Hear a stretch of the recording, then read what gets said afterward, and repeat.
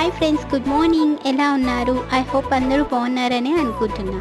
ఇది వచ్చేసి రాగి జావా విత్ సోయా పౌడర్. ముందుగా రాగులు డ్రై రోస్ట్ చేసుకొని మిక్సీలో గ్రైండ్ చేసుకున్నాం.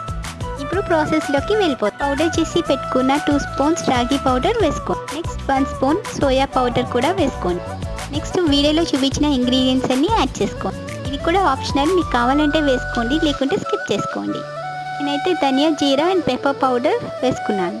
వేసుకోవడం వల్ల చాలా టేస్టీగా ఉంటుంది. కొంచెం కొంచెం వాటర్ వేసుకుంటూ మిక్స్ చేసుకోండి, లంప్స్ లేకుండా.